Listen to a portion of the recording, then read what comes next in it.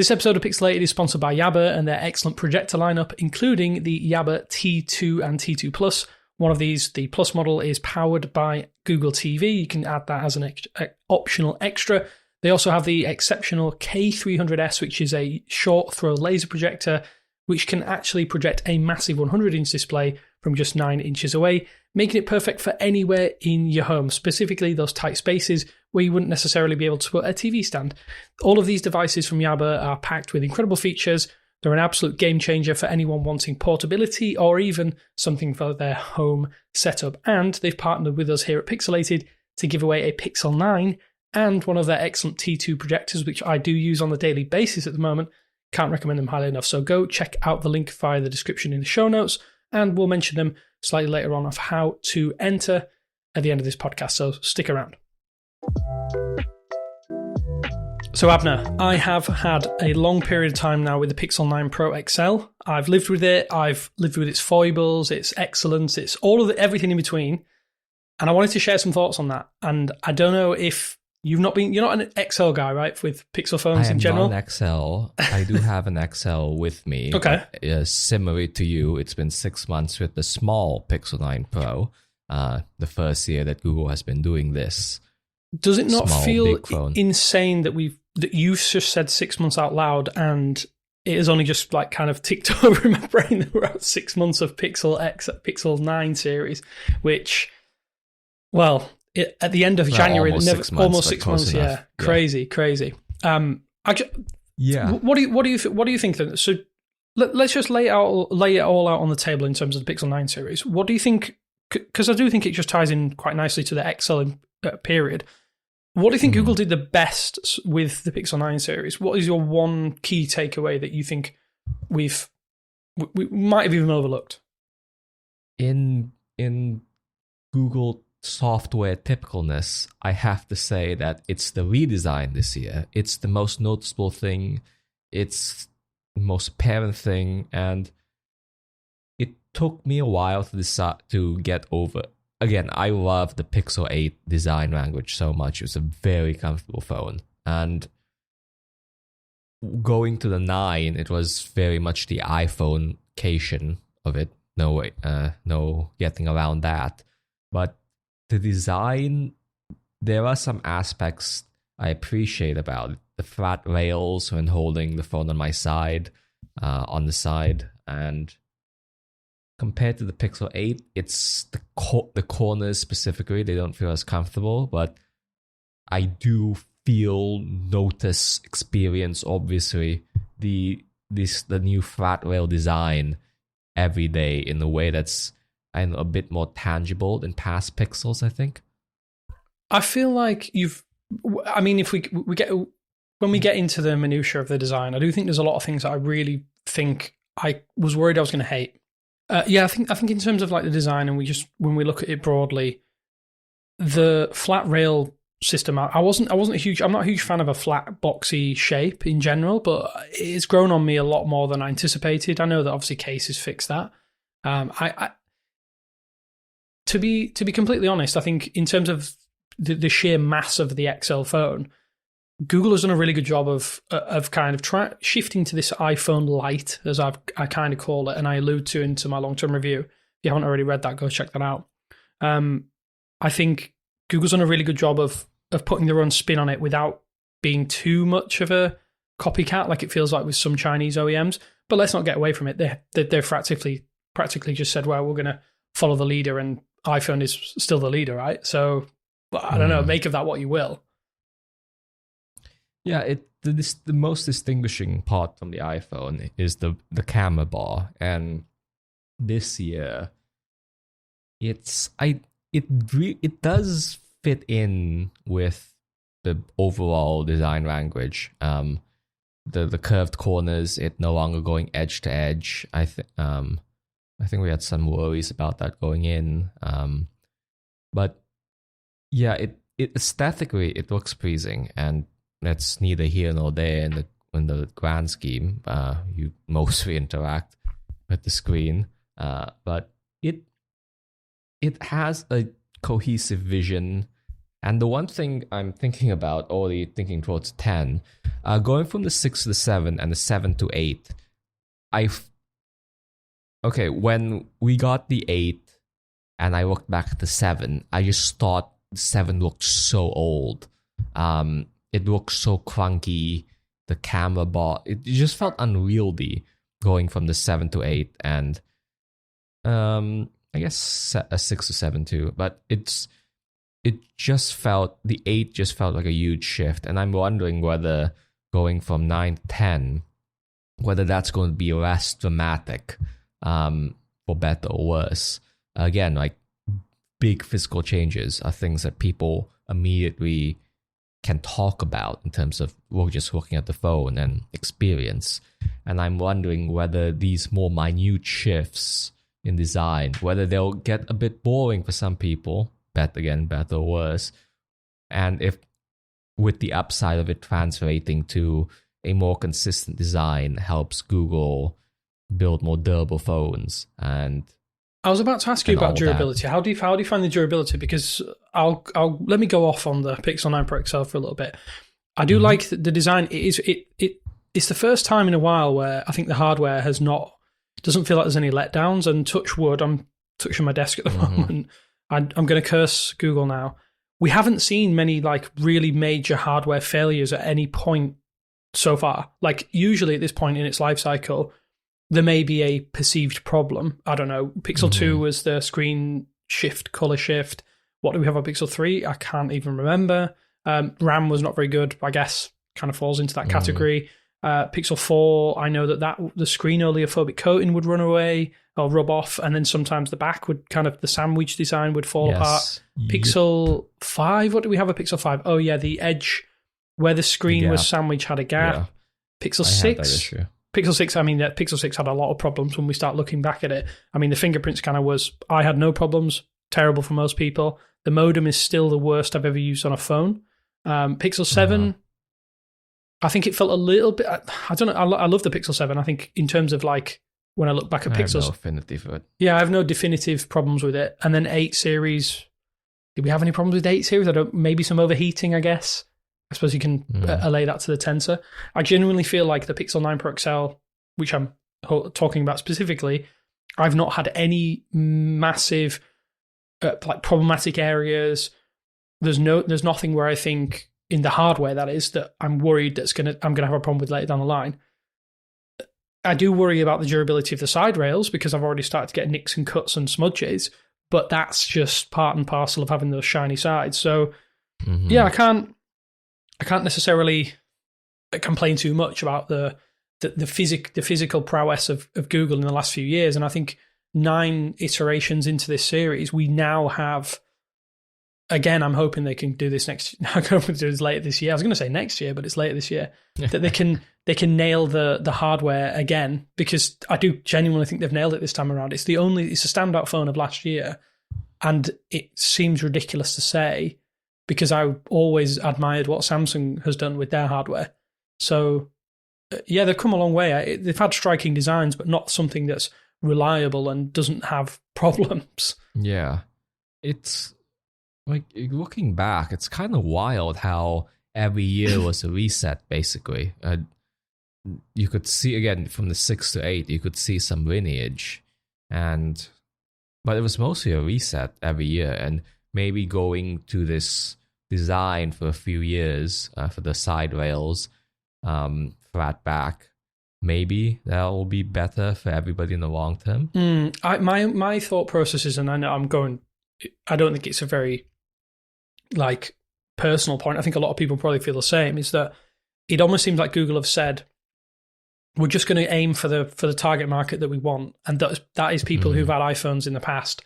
And the transition from them moving from an iPhone to now a Pixel 9 series and a potentially Pixel 10 means that the transition is going to be easier because the hardware is familiar. And weirdly, a couple of days ago, I went out for something to eat, and I had obviously using coupon codes or voucher codes on my phone, and I passed it to the person behind the counter, and they scanned it, and they thought it was an iPhone, and they were like, "Oh, your iPhone looks weird," and I was like, "No, it's not an iPhone." I didn't go into any specific details. I left it at that. I was like, I just want to get my food and get out of here. But little things like that, I think, will it make a dent on iPhone? Probably not, but it may make people more willing to change or willing to make a switch. Yeah, the familiarity should not be underrated. It's people like familiar things, and the iPhone has become that standard or template rather for what a smartphone feels or looks like, and that's where we are in the industry, I guess. Yeah. I mean, we've talked hardware for a long time. We constantly feels like we're talking about it, but I think the biggest takeaway I think from the specifics of the Pixel 9 Pro XL in and of itself is the display. I have barely used a phone out there. There's only one phone on the market until next week. The Galaxy S24 Ultra is the only phone screen that I would take over this one. Every single time I move away from this phone screen, I feel disappointed. I feel like it's so well tuned. The only thing I would maybe want is slightly smaller bezels, but again, Google have nailed another display, whether they've tuned it to perfection from what I can tell. It's fantastic. I genuinely think they've absolutely nailed it with the screen. And in talking about the screen, the front-facing camera got bigger across the line. Android 15 QPR1 was it? It made the status bar bigger to accommodate. It's just something that you notice for the first few weeks, and then it fades into the background. But going back to other phones, the status bar does seem much larger. It does. I mean, I don't want to get too into the camera just now. We'll talk about that in a second. But I do think making that camera notch bigger, I wonder if moving that down is preparing for some software stuff later down the line. I wonder if that's meaning that there's going to be some interactivity there. And I know that Google's using chips, status bar chips, a lot more regularly with applications. I wonder if there's going to be some more integration. I know live activities seem to be the done thing now that Apple have done it. I do wonder if there's something that we may see, because obviously that status bar being larger means you can account for more UI elements. I don't know. How do you feel about the software then? Because to be quite honest with you, the 9 Pro and the 9 Pro XL perform identically. Do you feel that? How do you feel about the Android 15 transition from Android 14? Because it definitely felt out of sync, out of whack with what we're used to. It was a weird, again, just from I think Google's about one pass on it, but just it was very weird to launch a new phone with last year's software. It's table stakes, really. Of course, the final release ended up being a bit more minor. It didn't shift the experience in any significant way. There were touches here and there, but otherwise not really. I have a bit of a gripe with that, though. I have a bit of a gripe with that, though. I do wonder if Google had have just said, we will delay it until December and integrate everything with the Pixel drop into Android 15. It would have felt like a major update. But then would that have been would that have been silly? Because obviously we're 2 months on from December now, almost, and it would have been. It might have been a long time. Do you think it would have been too? Yeah. Again, everything feels completely weird right now. We've had this iPhone-like design released before the iPhone, and then Android 15 later down the line feels just so. I don't know. Maybe if this is the new normal, I don't know. Maybe we'll get used to it. But with Android 16 on the pipeline, we'll talk about that a little bit later. It definitely improved the performance. Yeah, the software we did get this year, this cycle, was a lot of apps, a big bunch of Pixel apps, from Pixel Weather to Pixel Screenshots to Pixel Studio. Pixel Weather I'm using a lot. It's on my home screen. I like the app a great deal. Pixel Screenshots has the utility. How are you using it? I use it all the time. I'm obsessed with the application. It's insanely good. Yeah, it's still mostly manual sorting for me. Even moving things in and out of folders once I'm done with them. Yeah. Search, I haven't really. I still use Google Photos to search, to be honest, especially the Ask Gemini one in the US.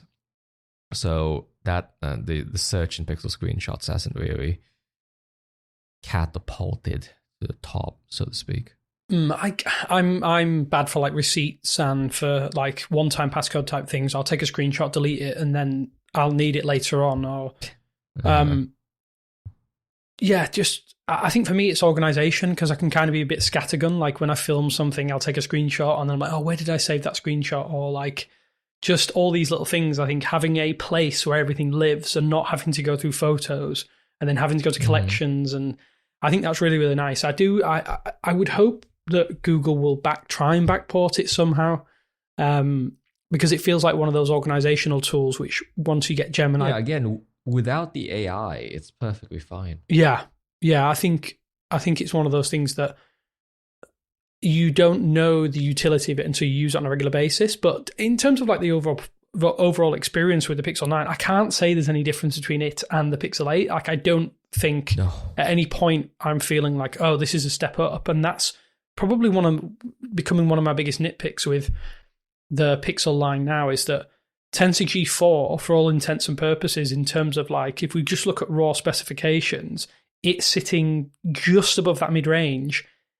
That doesn't sit well with me, I don't think, in the long term. I think Google does need to push the boat out with, if it's not with G5, it has to be with G6. And whether or not the kind of people who would use Pixels care is another question entirely. Like, for me, I have used some of the top tier flagship phones in the last couple of months, and I've used the OnePlus 13, and the difference between them is insane, night and day, in terms of, sure, Google has that optimization down to a fine art, but when you don't have that effectively big, powerful engine under the hood, it's just not going to get the same sort of like speed out of the gate. And I think it does make a difference. That's most noticeable, like launching apps. Yeah, I think launching applications is a big one, because I mean, if you do switch between applications quickly, or even just at a regular speed, you do start to notice app launch times are faster.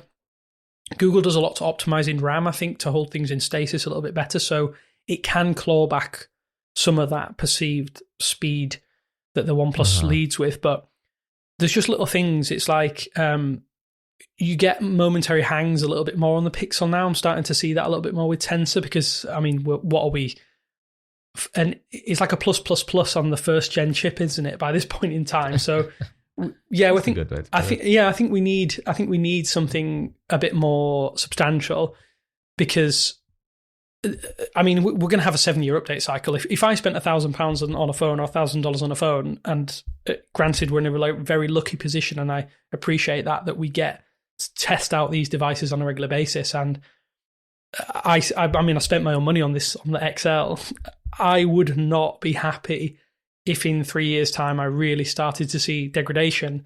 But again, to go back to the way that Google does things, I've dragged older Pixels like the Pixel 1, 2, and even 3 out of stasis in my office. And credit where it's due, those phones do not feel like a similarly market positioned device released at the same time. The optimization is there, so they're gonna have to just do a lot more optimization. And is that the way to go moving forward? I don't know. I feel like you need a little bit of both, because Google can't. I guess they can't commit to having teams and teams of people optimizing all devices, especially if there's a 7-year update cycle. So yeah, I'm in two minds about it. I feel like every version of Android we have, there's going to be problems that all the devices are going to start to have to deal with. We'll have to revisit the Pixel 6 when it hits its 5th and final update, because I'm very, very interested to see how it's still fine. Tensor hangs in there. I still use it on semi-regular basis to test things. Pixel 6 is perfectly smooth. Maybe my fears are a little. Maybe I've tested a few top tier phones and I've drunk the Kool-Aid and think that you need a Qualcomm Snapdragon chip. There is a remarkable consistency between Pixel phone generations. It's to Google's credit, and I think that's hard to quantify. That's not the most obvious selling point, but there is a consistency that might not exist for anybody else. Yeah. I mean, my biggest thing is how things hang in there. I mean, I would be very, very surprised if anyone holds onto the phone for 7 years. There's always one or two hardware holdouts out there, and I have a lot of respect for people who do that. And I probably, if I were not in this industry, I probably would do the same. But yeah, there's a few little things. I think the biggest thing for performance though is still, and I've said it from day one, is the slower storage. I just think that was just a little bit of, it was such an easy solution. If it added $30, $40 to the price of manufacturing, which I don't even think it would at the scale that they're manufacturing these devices at, UFS 4.0 storage would have been it would have made such a difference.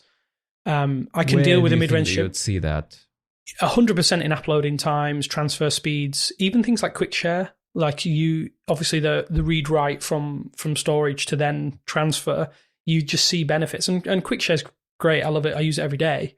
And I would just like to see these little things. I think maybe, again, I've been very, very nitpicky with the Pixel 9 Pro XL because it feels as though 6 months into its life cycle, 6 months off, just short of, we kind of have to sit and work out where the big improvements need to come in the next generation.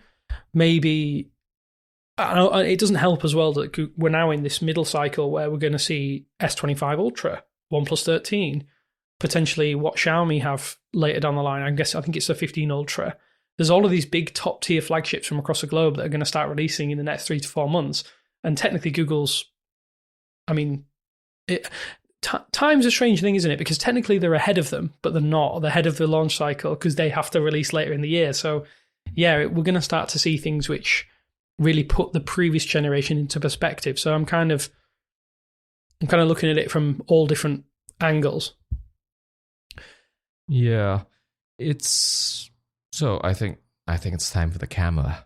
Yes, let's talk camera, and I want to talk about the battery just before we head off as well, because I think that's one of the areas which I have seen some problems. In terms of the camera, how have you been using the 9 Pro? I know that you've now become a bit of a telephoto convert. How are you finding the camera yourself on the regular 9 Pro? Are you impressed with it, or is it enough of a step up over the 8 series? It's not a quantum leap. Like it felt it. It's I don't know. I'm not super impressed. It is a baseline that Google has met, but otherwise, I'm not blown away as often as I was. I'm not sure if it's because the bar has been so high these past few years, but it's just like how I'd expect the photo to look like. Yeah, I think modern era camera. I feel like the reliability aspect is always one of those things I really enjoy. I still have yet to find another phone from another OEM, even on Apple's side of the fence, where you take the phone out of your pocket, take the image, and moving subjects are brilliant, like perfectly captured. You have a fairly good, consistent photo from situation to situation. I think that's definitely one of the strengths of the Pixel 9 Pro XL. My biggest gripe now is that is the Pixel the pinnacle of smartphone photography anymore? And I'm really not so sure. I think, like you say, there's been so much progression across the board that Google, it probably happened a couple of years ago where everyone started to catch up with Google. And we had this kind of the wow factor of the Pixel photos. It's not quite there anymore. The wow factor. Yeah, I think the wow factor, the sheen has been dulled, I think is probably the way I would describe it. I think the camera application is, it's simple, it's quick, it's easy to understand. I would like to see a little bit more controls there. I think the Pro mode is probably due some more Pro controls. I think Samsung has their Expert RAW. They integrated it directly into the camera system, and there are people who want to use this hardware at this point in time. Yeah. But it's the one thing I will say is consistent. I think it's consistently good.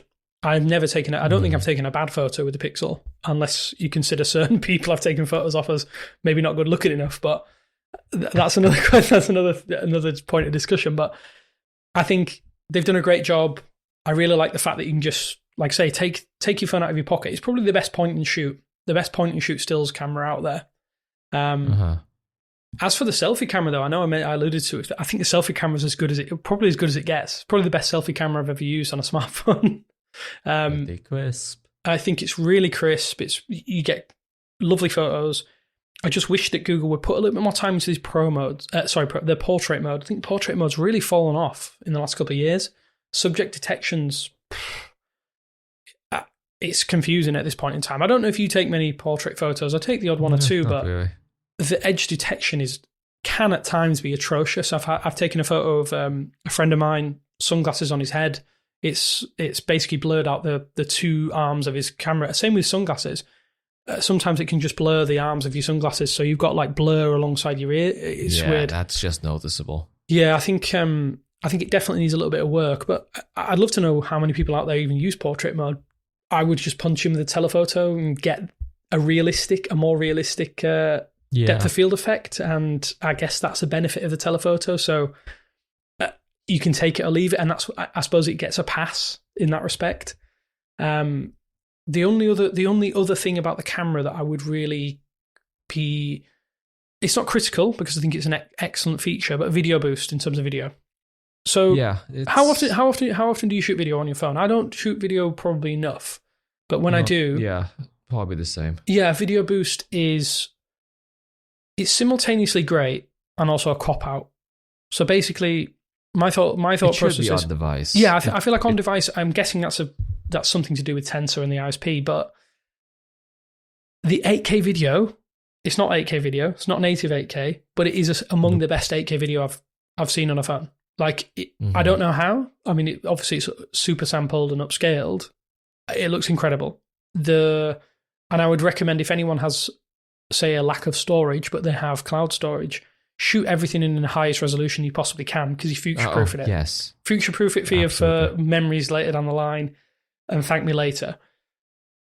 The way that they've done it is so googly, so confusingly, it is. so confusingly convoluted, but at the same time, the results speak for themselves. So yeah, I'm in two minds about video boost. I love it and also hate. It's a love-hate relationship. I know that any American listeners won't know Marmite, but that's basically the description of Marmite. You either love it or you hate it, and that was used in ad campaigns for years. And this is one of those things. Use it, see the difference in your images and your videos, and then you become a bit of a convert, and then you use it, but then you realize that the processing time is slow. You still recording limits are 10-minute record limit. Sorry. With Pixel 10, we just need everything to be on device as much as possible. Okay, so I thought going in that video boost would be the next night site in terms of novelty, of people finding it so novel, so interesting that it could be an advertise. The night site was part of the Pixel 3a's advertising campaign for a bit. Video boost is not that, I don't think. It's I feel like until it gets on device, it won't be. I feel like the upload to... It needs to be instant, yeah. And this is not to say this is an absolutely hard technical problem with the processing needed insane, but it's not there yet. You still have to think about it, and that's the problem. It shouldn't be... It should just be the default. It should just be instantaneous. That's I think the Pixel camera. It's with video boost isn't there yet. It is. Yeah. Obviously, it's the proof of concept. It works, and I can imagine if you're a tourist, for instance. A lot of tourists take a lot of videos. You go back to your hotel. You're on terrible hotel Wi-Fi. You've got to wait. Yeah. Got to wait potentially hours for it to upload. Then I think. The processing time's come down a lot in the last few months, but sometimes it can take up to an hour to process 10 minutes of 8. I mean, technically 4K, then super sample to 8K. Are people happy for that? I guess I don't know. I can only talk for myself, and I find it a little bit frustrating. But at the end of the day, I guess you might not necessarily use the clips instantly. If you wanted the 8K resolution to put on YouTube or somewhere like that, then maybe you would be annoyed because it slows down the entire process. But yeah, I simultaneously like it and loathe it.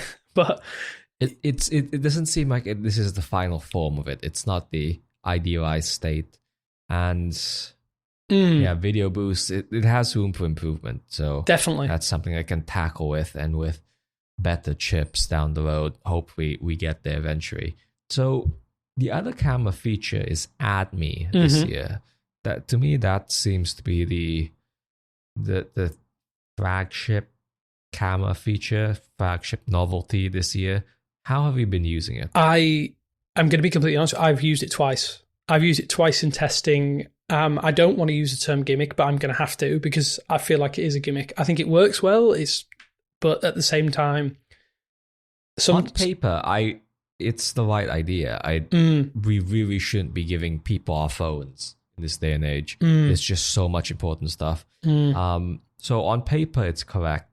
It's Do you think I feel like people would just take a selfie anyway? I think we're so far down the rabbit hole. If Add Me was 10 years ago when selfies were starting to become the norm, I think the selfies so ingrained in people's psyche that, I mean, I still see, it tends to be middle-aged people with selfie sticks. They would rather take an image with the front-facing camera on a selfie stick, which feels a bit weird. I feel like you just get someone to take a good picture with the rear camera, but I guess the upside is the selfie camera's good. Front-facing camera, that's this.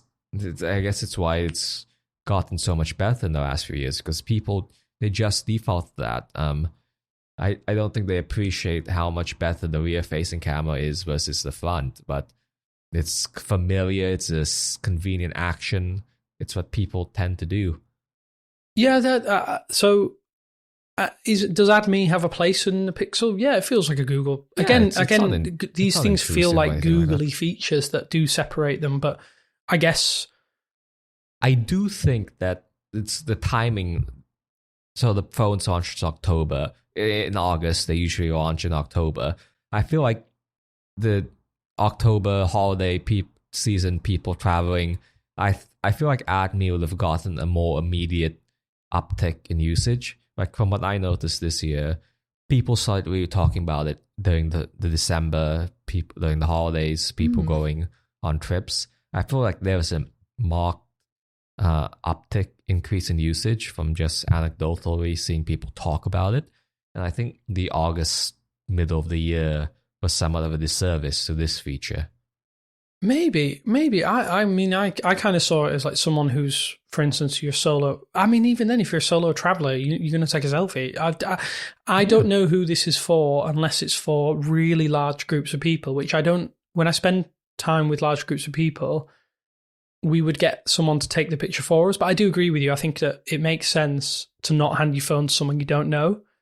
And as good as certain features like theft detection and Find My Device might be, in all likelihood, you'll never see that device again. So, I can definitely... I never thought of it from that position. So, maybe I'll try using it in future, but it just feels a little bit weirdly synthetic, and that sometimes getting it perfect is really difficult, which is why I've only used it twice on this device.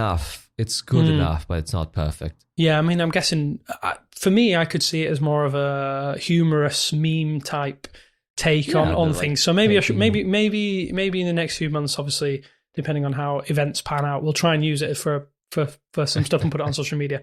But yeah, the Pixel camera, I mean, at this point, it is what it is. I think I'd like to see a few changes here and there, but make no mistake, the Pixel 9 Pro XL is up there on the top table. I just don't think there may be leading proceedings anymore with it when we consider smartphone camera capabilities. There's a few other brands out there that are really starting to push the envelope, and I just want to see Google maybe put their is it pedal to the metal and really go for it this time around with the Pixel 10. But maybe there just isn't the headroom for it anymore. Maybe we're done and dusted with major improvements in camera.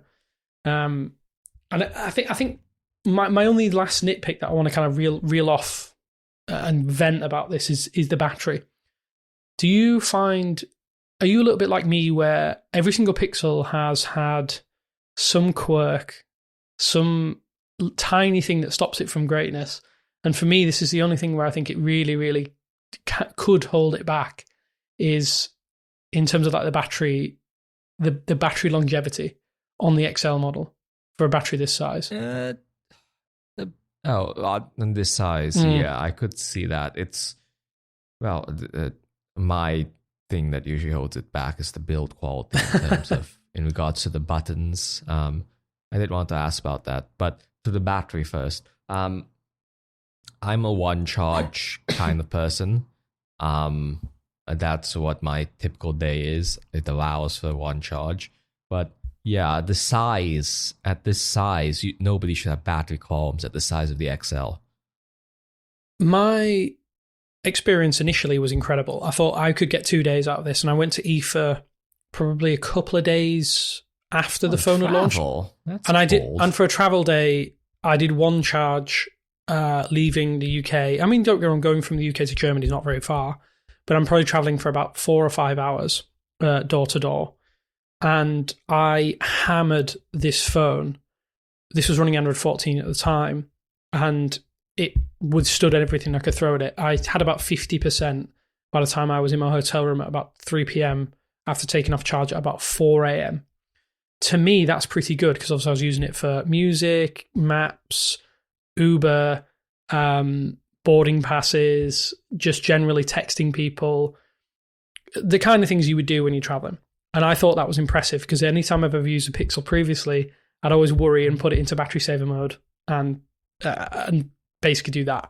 Since the Android 15 update, I don't know if it's maybe I need to do a device reset.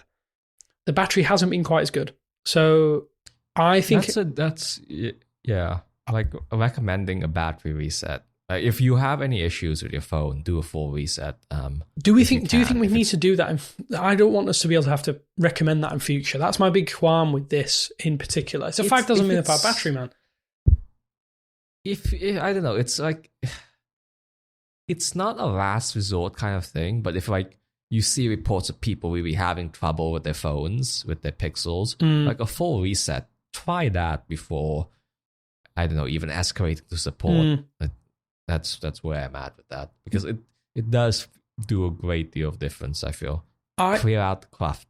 Yeah, I think that might be the issue that I'm currently having. But at the same time, I think when I last checked, I was over 75 charge cycles, which to me seems like a lot. I would not use a phone that much. I would not go through that many cycles. But at the same time, I'm using it in a different way than the average person. Like we use our phones every single day to cover everything related to Google. 120. So you're 100. Okay, so maybe I am towards the lower end than I thought. But at the same time, I take the phone off charge most days about 7 a.m. If I do charge overnight, I'm getting 20%. About 11 p.m., I'm seeing 20%. The battery saver's ready to kick in.